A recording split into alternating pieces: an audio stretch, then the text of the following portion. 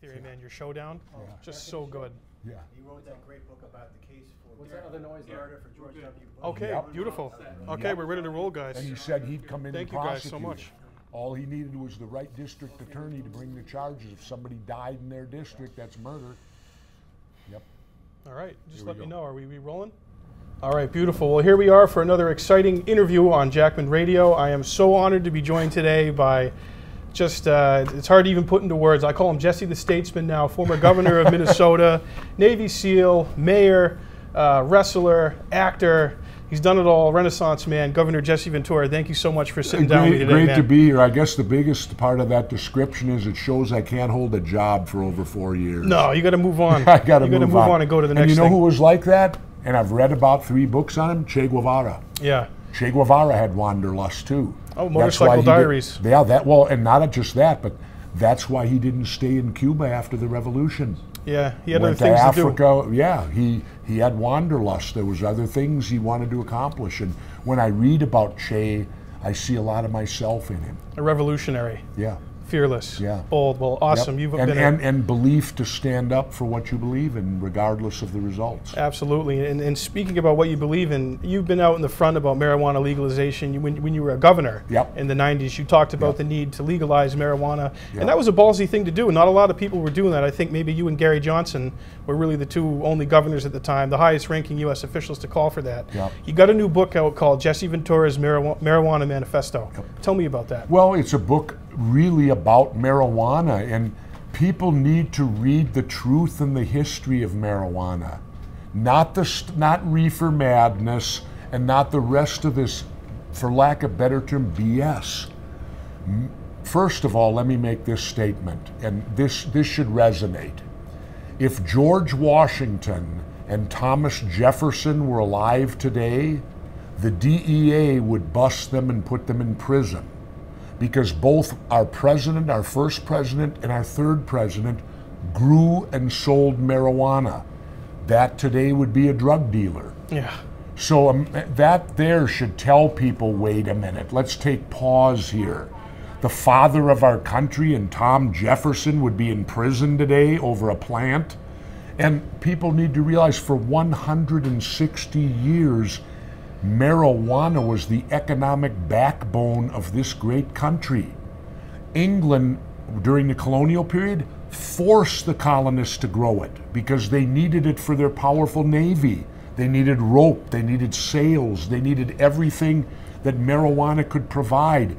And then all of a sudden in the 30s, you had William Randolph Hearst, the big newspaper guy that owned 26 newspapers, went on a vendetta, a racist vendetta, tying marijuana to those dangerous, crazy black people. They smoke it, it's the devil's weed, it's this and that. Well, his ultimate motive, he then paid off the politicians in Washington to get it banned because he owned thousands of acres of timberland.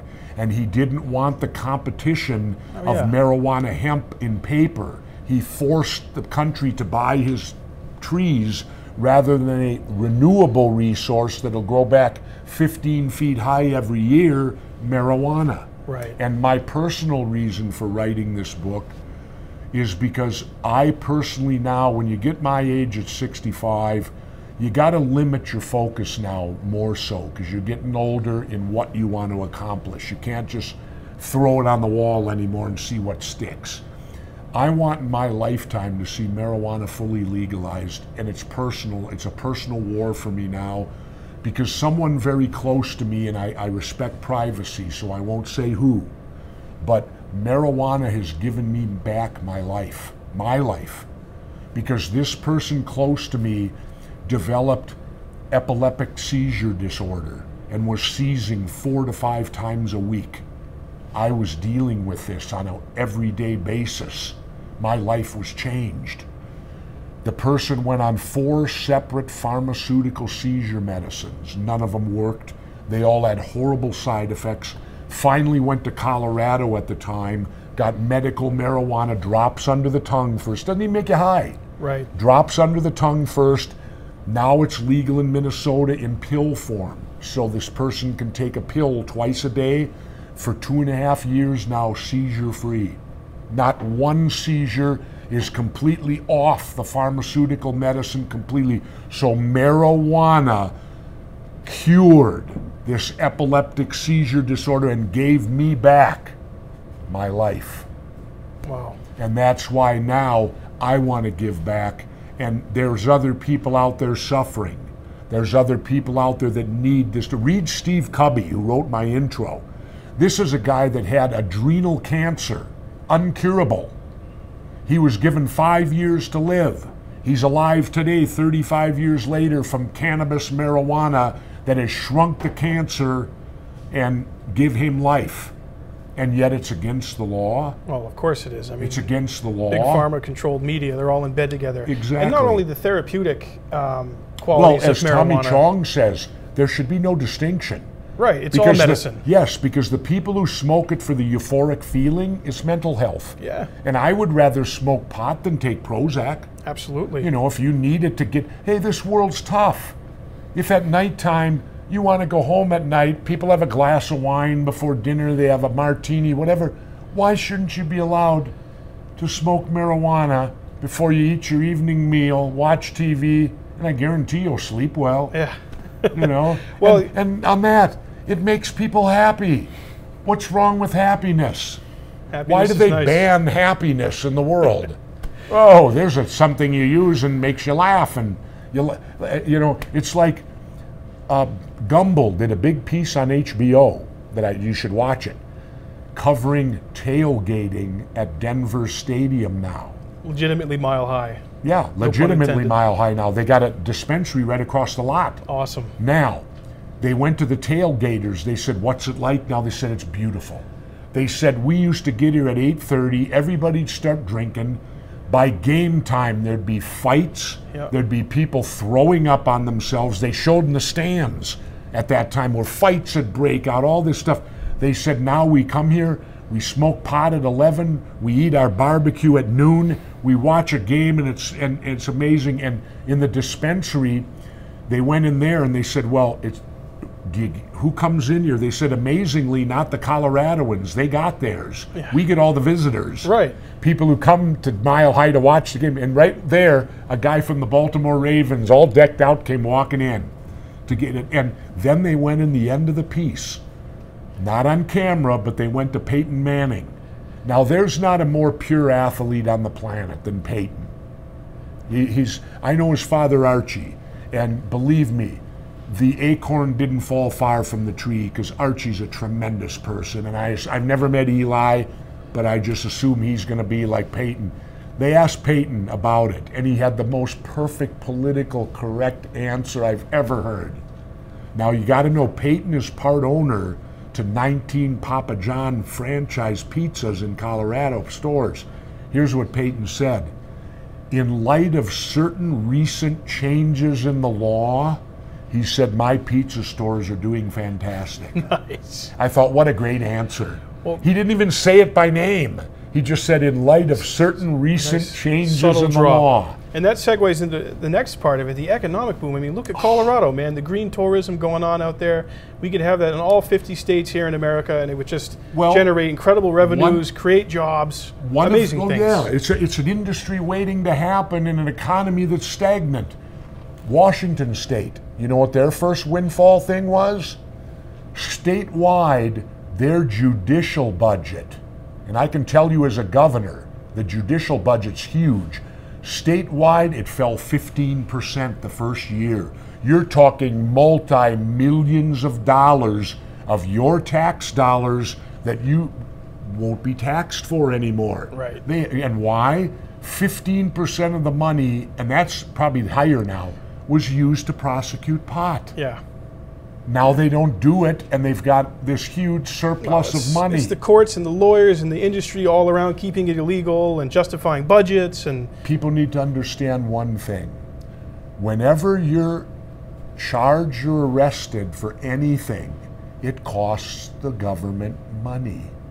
So all a traffic arrest costs money, pot possession costs money, all of that costs government money, which is what? Your tax dollars. You have to pay more. Yeah. Now, I personally don't want to pay to incarcerate pot users. No. I don't want my tax dollars spent on that. It doesn't make any sense at all. At all. I want to stupid. reap profits from that. Yeah. I want the Put it back into the industry community. from it. Yes. Yeah. Willie Nelson. Oh, yeah. Now, we all know Willie, but Willie puts his money where his mouth is. Every one of his tour buses runs on biodiesel fuel from marijuana. Incredible. So does the songwriting. So Willie ain't just smoking it, he's driving it. And there ain't nothing wrong with that. It's a renewable resource. So overall, would you say in your professional life, the stigma around using marijuana is really starting to kind of become compatible, like you said, having a couple brews with your friends? We're defeating it finally after a huge propaganda, and of course we still have to deal with the DEA. Because isn't it amazing, marijuana is the only thing that they allow a law enforcement agency to set policy on. What does the DEA know about science? Nothing. Nothing. What do they know about anything? Exactly. And yet they determine and call marijuana a class 1 substance like heroin where you can't study it. They determine what can be studied. Hillary Clinton comes out on the position and says, well, there's got to be more tests. No, there don't, Hillary. You've got a university in Israel right now, financed by us. There's a doctor over there, I forget his name. He is the guru, the expert. He's already stated that marijuana could help the concussion issues of pro football. It can help seizures. It can help, what else? Oh, the list is endless. I can't even off the top of my head remember everything he said that it could help. And it's a medicine. Why are we, and then for all the religious people out there, the people go to church every Sunday and that, well, if you believe what you're taught in church, that means God made it. Yeah, if you believe in God, he put it here for a reason. God made marijuana, all you churchgoers. What right do we have as humans to destroy what God made? Absolutely. God put it, if you believe religion, everything was put here for a purpose. So marijuana was put here so we could eradicate it? That was God's design, to burn it? No. If there is a God and he did that, he put it here for us to use it. Absolutely, agree with you on that. So shifting gears, marijuana is a big issue, and obviously we have a great candidate for marijuana in Gary Johnson. Gary Johnson. Want to get your take on Gary. I know you endorsed in 2012. You guys were governors together at the same time. Yep. Both real independent thinkers, outside the box, Yep. not afraid to mix it up. I worked for Gary in 2012. We're good friends. He's a great guy. Yeah. So and they're trying to destroy him now over one What is question. Aleppo? Give me a frickin' break. I Exactly. would rather have my president not know where Aleppo is than bomb Aleppo. Exactly. You know? And not only that, if I stood out and asked somebody, there's been bad things happening in Vung Tau. Who would know that? Now, if I said there's bad things happening in Vietnam, you would know that. Right. But they pick out a city. Why didn't they say Syria? Yeah. What are you going to do about the problem in Syria? Well, it was Brzezinski who was in that, so it stinks. Well, that was a setup. It was a setup. And the media pounces on Gary now and says he's not qualified to be president. Right. Because he didn't know a city in Syria. Gary don't need to know it. He's going to pull us out. Yeah, so if he pulls us out, none of us need to know it, do we? So what do you think his chances are of being in the debates at this point? I hope they're good. I hope that he could, see, that's the one thing, if I would have ran, I would have shamed them into it. Yeah. You know how I did it? And I could do it. I would have shamed Trump and Hillary this way. I would have said, you two want to be the commander-in-chief of our military? Now, I'm an honorably discharged Navy veteran, something neither of you are. Right. And I would say, how could I respect you as a commander-in-chief if you haven't even got the courage to debate me? Right. You're a cowards. I would call them both cowards and call them out for not allowing me in the debates. Absolutely. And I think it would work on Trump. He would probably go for it. Because I know Donald well enough. Well, absolutely. And then Gary Johnson is polling the highest among active military, and they didn't include him in that forum the other night. Yes, Completely outrageous. Completely outrageous. Horrible. Not only that, he's not even getting the intelligence briefings. No. So how would he know about that city? Right, exactly. That they threw at him. If he was allowed at the intelligence briefings, probably would be much more aware of it. As president, he'll be at those briefings. Absolutely. You know? So, I mean, you go back quite a ways with Trump. I know you guys have been buddies for a while. Not buddies. Well, you know of We're each other. associates. I consider, I have nothing against Donald. I like him. In fact, the last time that I recall we were together, maybe, it was me, him, and Woody Harrelson at dinner. Oh, I would have loved to be You'd love to film that, baby. Jeez, that would have been awesome. Yeah, no. But I consider Donald a friend. I respect him very much. But I don't stand with him. I'm anti-war. I want these wars done. Yeah. Well, if Hillary and Donald are elected, the wars are going to go on for another 5 to 10 years. Really, you think with Trump, do you think he doesn't have some he more has to his ego. Really? Because they'll call him soft. Have you heard sometimes, though, some dovish tendencies, though, coming from him during this process? Like when he drop-kicked Jeb Bush in the debates? Right, but the problem is this. He took Pence. Yeah. Pence is the establishment. Right. Pence is going to not let him. He's pandering to the religious nut jobs, too. Not just that, but don't get on George Bush. He's a Republican. Right. We have to remain solid and strong. Don't bring up. But that was one of the George, of the best moments. I was cheering. Yes, during that South Carolina, right before the primary. I was cheering. He goes, "Excuse me, Jeb. The last time I checked, the towers came down in your brother's watch. That's not safe."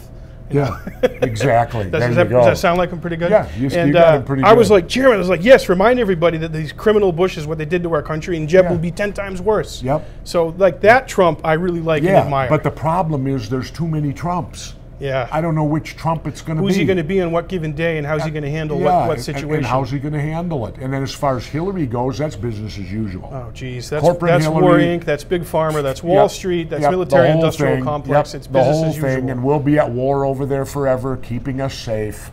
I'd like to know this. Why does America believe that ISIS is going to do a Normandy landing on Virginia? I know, like they're this huge threat. And why do we need a bigger, more powerful military? We can blow up the world 10 times over. There isn't a country on the planet that can compete with our military right now. No, never will be. And did you know that we spend more on defense than the other 25 nations combined? Yes, and most of them are our allies. And yeah, I think 22 or 3 of them are our allies. Yeah. Now, why do we spend all this money on defense?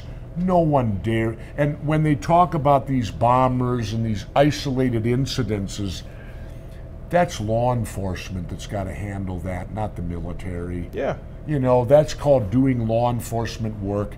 And you know, they yell about the guns, like the case of the thing in Orlando. Yeah, the Pulse nightclub shooting. Well, I got news for you. That guy, if he didn't have a gun, would have wired himself with demolition and walked in there and blew himself up. Yeah, did a bombing. So, again, don't blame the gun. The gun requires a human touch. Yeah. Like I've always said, I have a gun safe at home. Never have I walked into my house and found them misbehaving. Walking around. Never have I heard them going off on their own when I come home. Yeah. It requires me to unlock my safe, and it requires an ounce of pressure from my finger to make that work. Well, that's majority of gun owners in our country, responsible, trained, educated, and smart, not idiots. Yeah. You know, the media blows it up and sensationalizes. Not only that, in World War II, Japan was going to invade our west coast. But their big Admiral Yamamoto, his exact quote was, "We can't do this. There's as many guns as there is blades of grass." What he meant was our population was armed, and if we invade the United States, we're not even going to be fighting their military. We're going to be fighting every farmer, every person, because every house has a gun. Right. And they said, you can't invade the United States. Well, and let me finish with this on the gun issue. I was physically in the Philippines the day Ferdinand Marcos became a dictator and declared martial law. The very first thing that dictator did, he gave the Philippine people, I forget, 12 days to 15 days to turn in all their guns or it was the death penalty. Now, why would a dictator make his #1 priority the disarming of the people? Because it's the people. The Second Amendment is not there for hunting and fishing. When they wrote that amendment, if you didn't hunt or fish, you didn't eat. Right. It's there so that we, the citizens, can stand up to our government if we have to. Exactly. That we will be armed, in which the government, and then I've had people say, well, we couldn't stand up to the onslaught of the U.S. government. You know what I say to them? I go, well, we dropped more bombs on Vietnam than we did World War II. I said, we threw everything we had at these little rice farmers with a few AK-47s, and we couldn't beat them, could we? No, they were dug in, they were entrenched, and they had the will to fight. Wouldn't we be entrenched as We people? would be 10 times worse 10 than that. times, yes. So the point is, a dictator has to disarm the public. So when Hillary Clinton's out there calling for the disarmament of the public, Hillary, you're not a dictator. I need to defend myself against you. Absolutely. If you become abusive. Right. Now, turning to foreign policy, yesterday we saw North Korea with its largest nuclear missiles test ever. They've done 5 of them, and you know, there's a stigma around North Korea that you know, they're the reason things are the way it is, not the posturing of Western powers, not sanctioning them, you know, not punishing them. What do you make of North Korea? And if you were the president, you know, day one, how would you handle North Korea? What I make of all diplomacy, the idea of not talking to anyone, to me, is asinine. Yeah. All these years we wouldn't talk to Cuba. Right. All these years we wouldn't talk to Russia. I want to talk to them. I want to talk to Iran. I'd rather talk than have shooting. Yeah. If there's a way around war, let's talk. Well, North Korea, this guy with the haircut, whatever, I don't even know his name, the head guy. Kim Jong-un? Yeah, whatever. You know, let's talk to them. Yeah. Let's break down the barriers, not create them. And as far as he goes, I really don't believe he will accomplish much, because I don't think China will let him. Well, that's another part of it too. China and Russia are very important. Well, they let him rattle his sword, but China's in the WTO now. Mm-hmm. They're not going to let Korea screw it up for them. Right. So I think China at the right time will put the kibosh on him. I think, maybe I'm wrong, but to me, instead of isolating and immediately their enemies, I mean, come on, Korea's been separated now from early 1950s. Isn't it about time talks start? Yeah. Isn't it about time enough is enough? Some diplomacy. And what's the matter with speaking to your enemy? It's better than shooting at them. Yeah, and I mean, what Dennis Rodman did, I know a lot of people just viewed it as a crazy stunt, but if you watch him in the documentary about that, I think that was an incredible thing. Using sports and goodwill and human interaction. They all got along great. They were hugging each other. And let me give you an example. I'm embroiled in this federal court case now where they reversed my decision. I'm going back for another trial. The 2 federal judges wrote a 29-page summary of why they reversed it. Not once in those 29 pages did they give me my title of governor.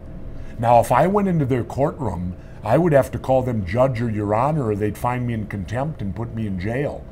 Yet, when I traveled to Cuba back in 2002 and met Castro, and when I last December when I went to Moscow and I met Putin, guess what? Both of them immediately addressed me as governor with respect. So I got more respect from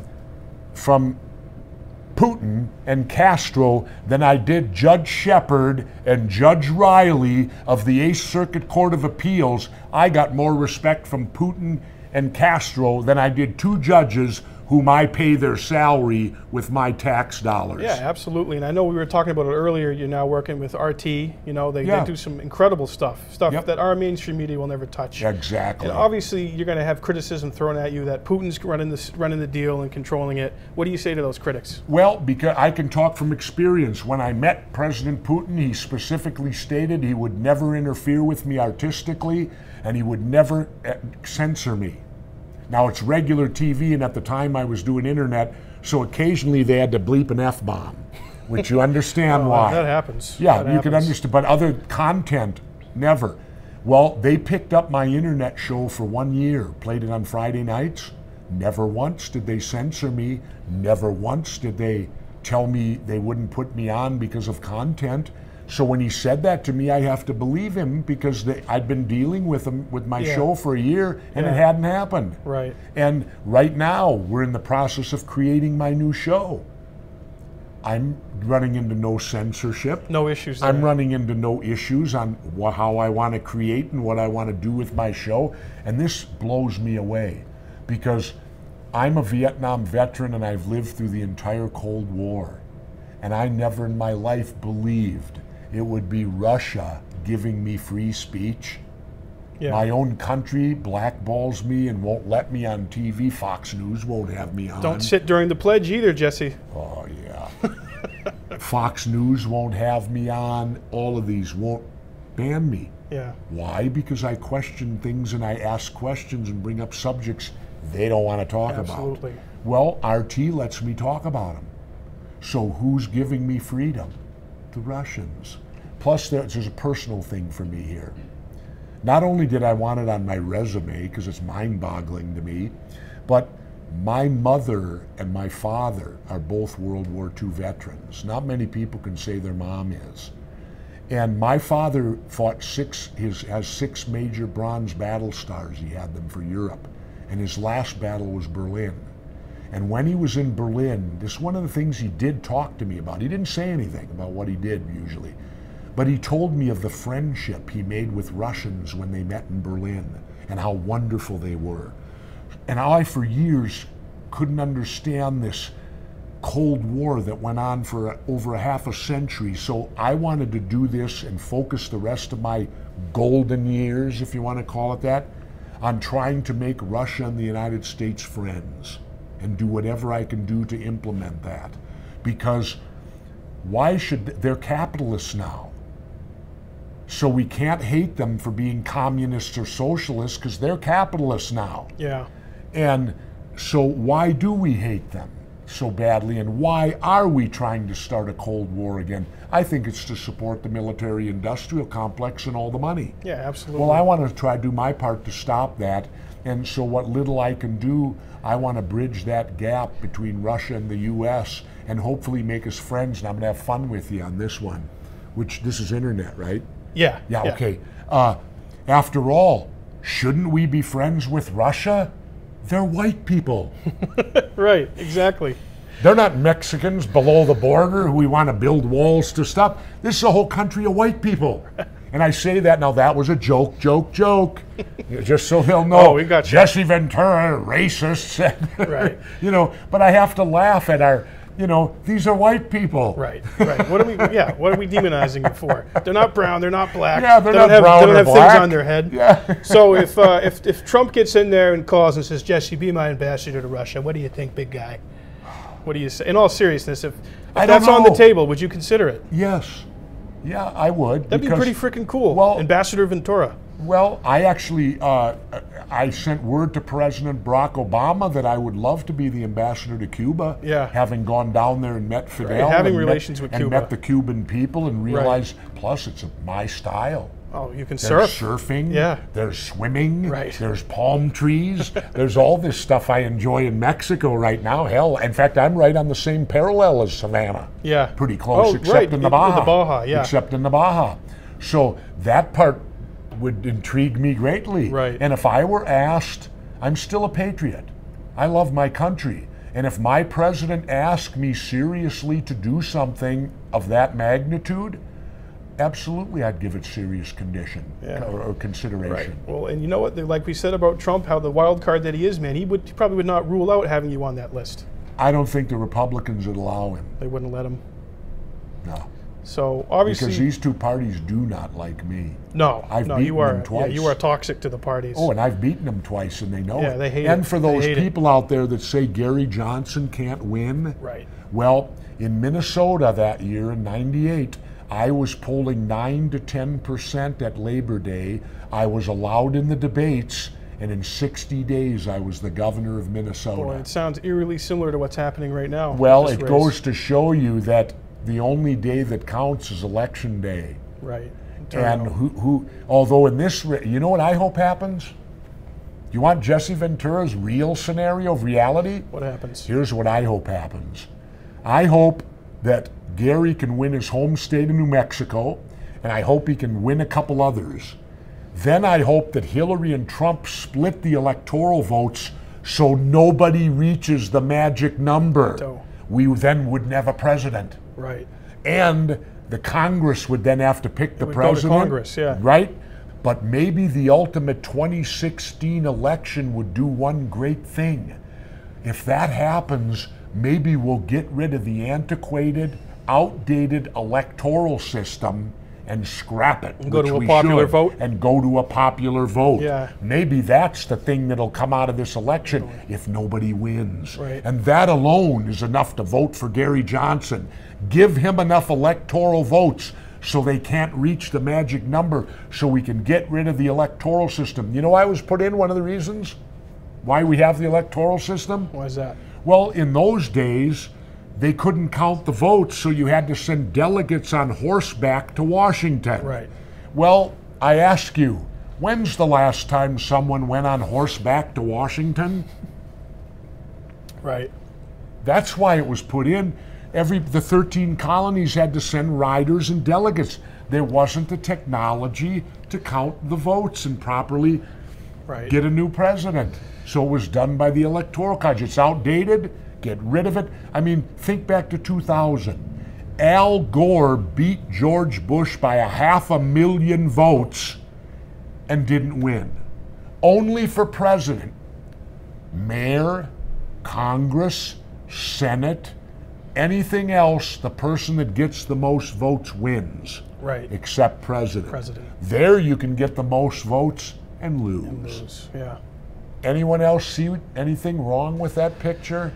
You get the most votes and lose? Yeah. How can that be? Incredible democracy we have here. So obviously we're 15 years Sunday from 9/11. And your thoughts, the 28 pages came out. I know you've talked a lot about those on your show. Yep. You've done great work on 9/11. Yep. Where are we on 9/11, Governor? We still don't know the truth. The 28 pages prove it.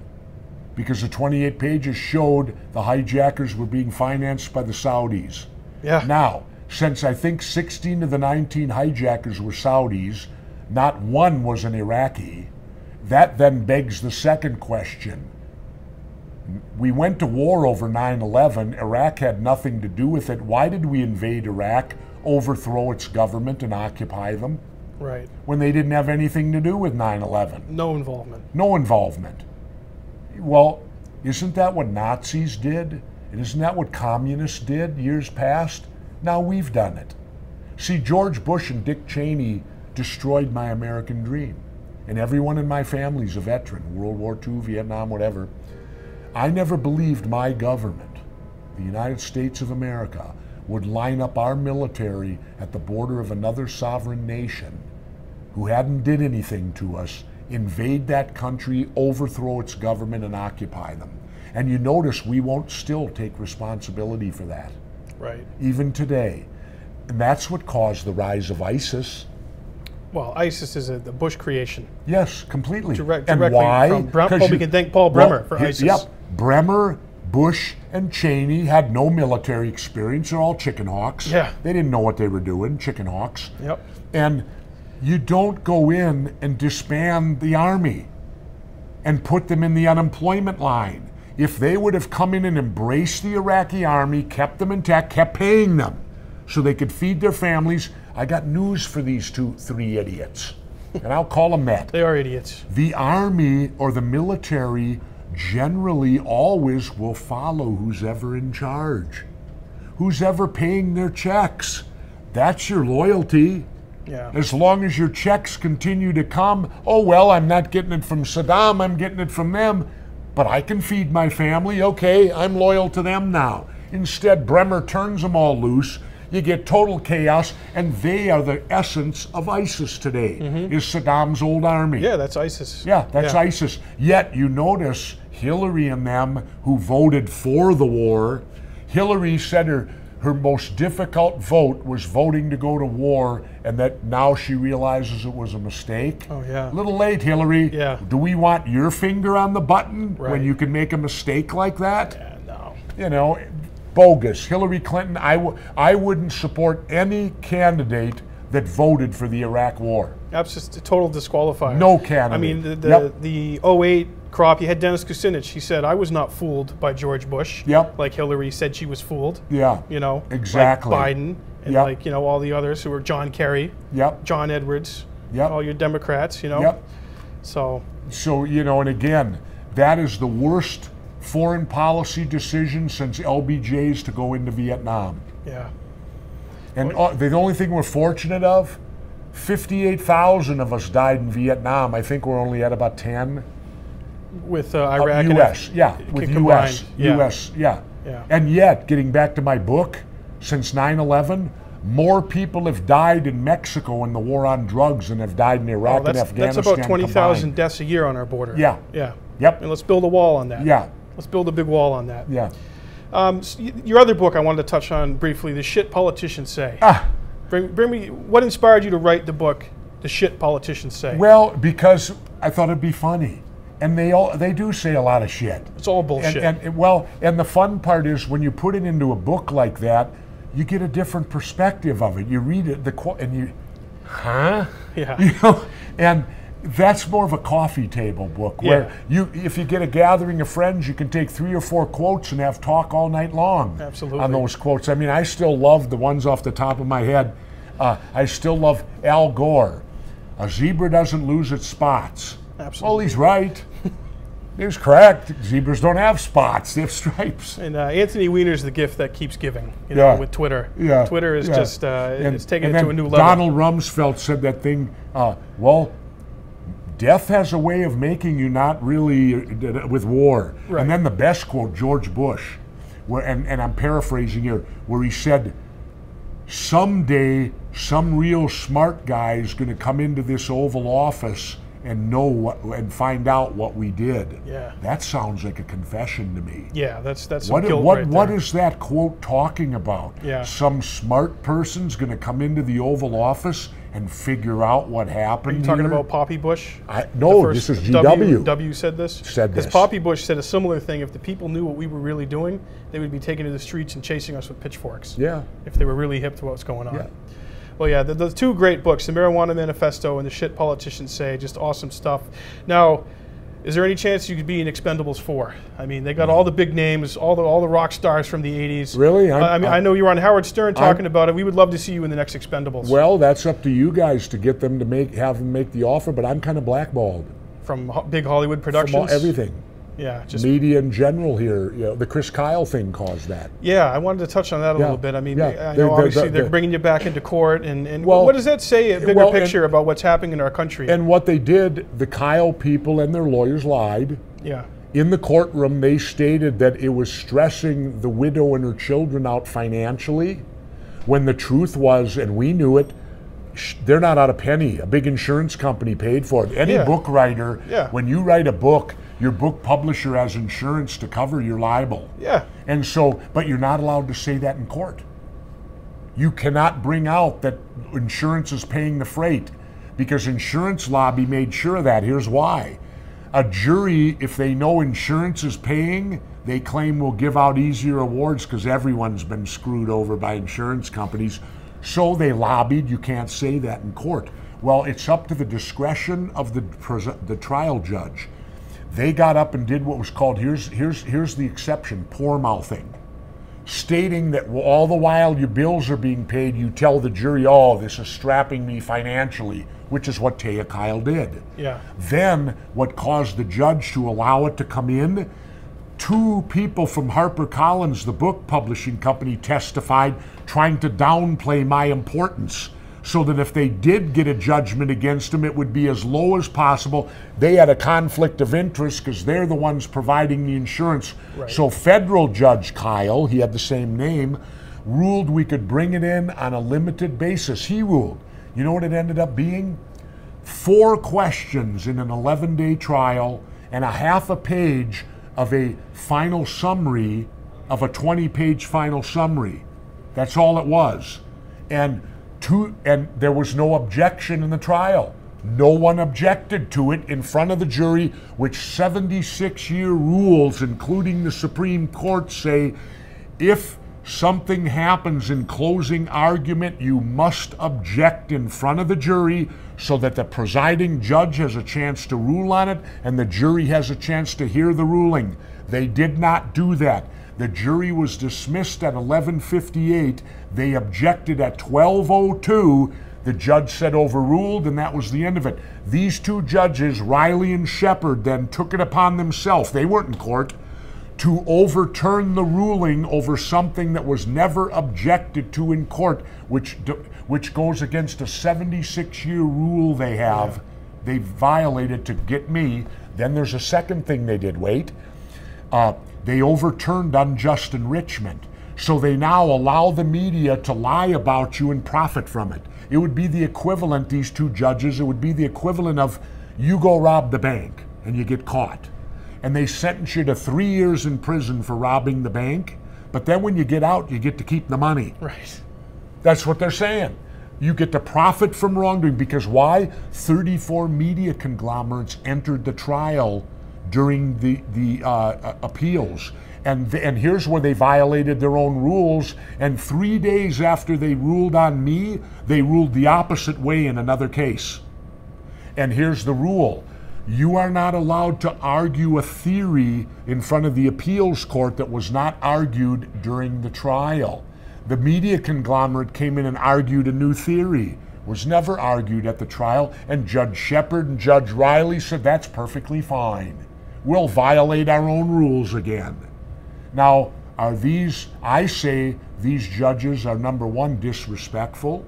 I state that they're dishonest, because if you're a golfer and you play golf, there's rules to the game of golf. And you can cheat at any time. You can roll your ball over, improve your life. But you're a dishonest golfer then, aren't you? Yeah, and you have that reputation. Well, you're a dishonest golfer. Yeah. You know you're dishonest. You're breaking the rules. Yeah.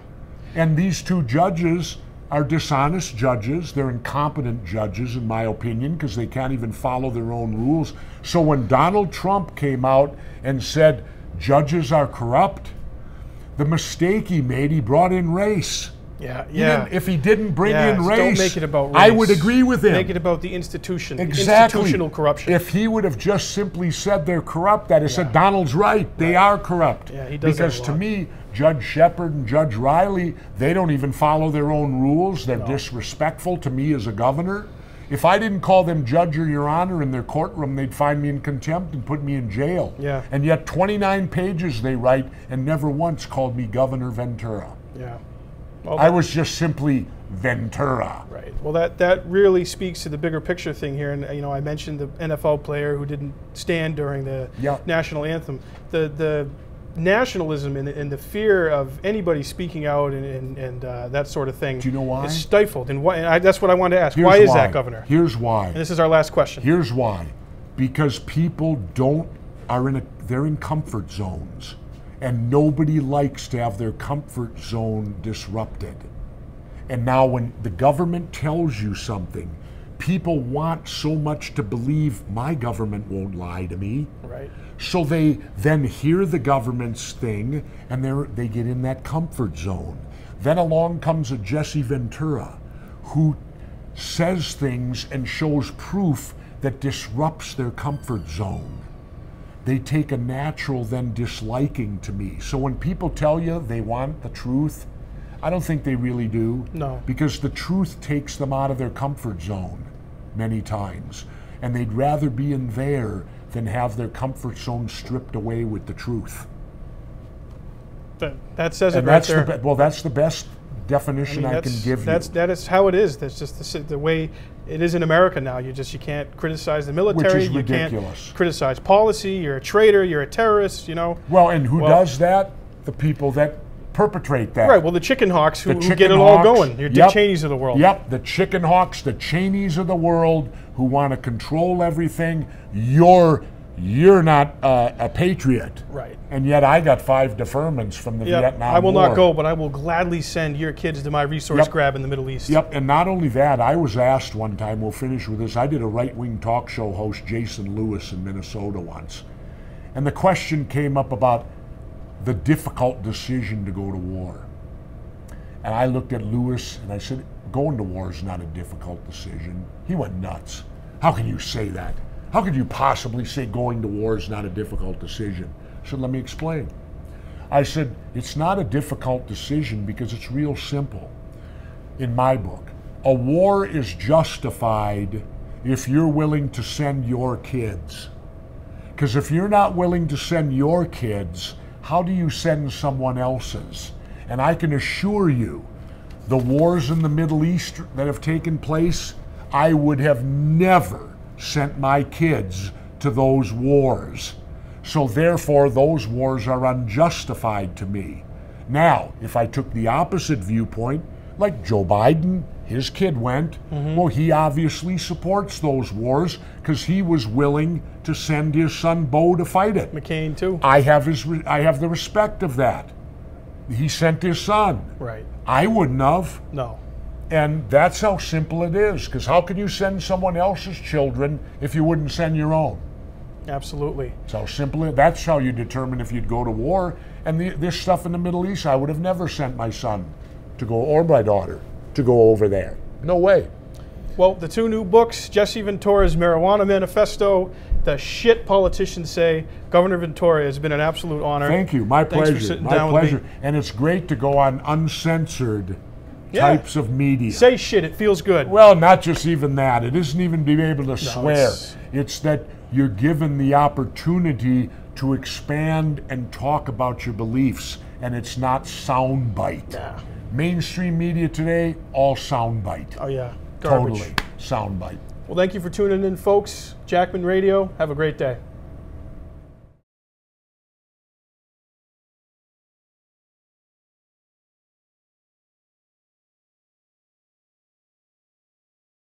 War then becomes a popular thing.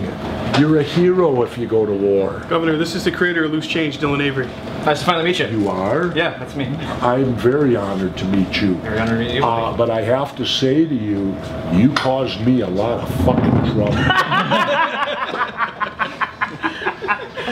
No, because me too. I accepted it when it happened. I went on military mode. I was the governor. And I felt, you know, the military took over in my head. In my days, my country's been attacked. Yeah, guys, we better wrap it here. Governor. So what took place was my son kept coming home and telling me, Dad, you gotta watch this thing called Loose Change. Dad, you gotta watch this. So one Sunday afternoon, there was nothing to do. My wife brought it up on the computer and she and I watched it. And when I watched it, I'll tell you this honestly, and this isn't funny, I went through every emotion you could imagine. Every emotion. Because as I watched it, I went, you gotta be shitting me. You gotta be kidding me. And it was at that point in time I began questioning 9/11. And my life has been hell since I questioned 9/11. Mine too, for I'm surviving. Yeah. But it caused me a lot of hell. So that's why I wanted you to get credit for it. But on the same token, thank you. Thank you. Thank you for doing it. Thank you. Because you opened my eyes up that wouldn't have been open had I not seen that. It's nice to meet you, Jesse. And since then, I've talked to Sergeant April Gallup, who was in the Pentagon. I met April. And said nothing hit it. No plane hit there. Just an explosion when she hit her keyboard. Exactly. You talked to her. Nice to meet you, Jesse.